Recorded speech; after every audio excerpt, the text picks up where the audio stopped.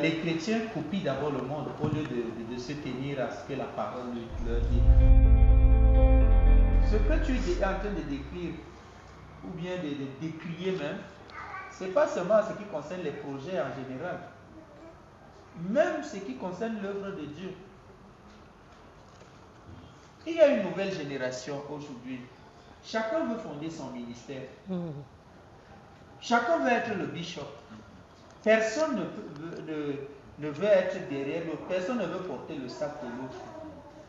Ça commence déjà là-bas. Et il y a quand on vient nous trouver, nous autres comme aînés, on dit qu'on veut notre bénédiction. Ce n'est pas moi qui appelle. Et je pose souvent une question simple. Qu'est-ce que toi tu fais? Ce que tu me dis là, en quoi est-ce que c'est différent de ce que l'autre fait déjà? C'est-à-dire, même à ce niveau-là, si on n'arrive pas à s'accorder, Amos 3.3, non? Deux hommes marchent-ils ensemble sans s'accorder? Donc c'est l'accord là qui fait problème. Or, l'accord fait parler de l'unité.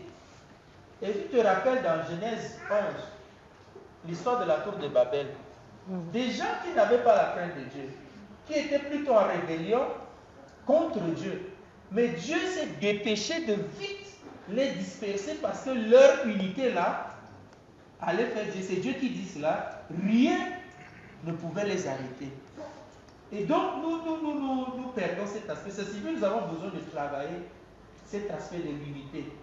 Pourquoi? Parce que si réellement nous sommes unis en Christ, je n'aurai pas de problème à venir à mon autre frère qui lui aussi est uni en Christ. Parce que nous avons déjà un facteur commun, un dénominateur commun, Christ, qui nous unit. C'est pourquoi je peux t'appeler frère, sans avoir peur.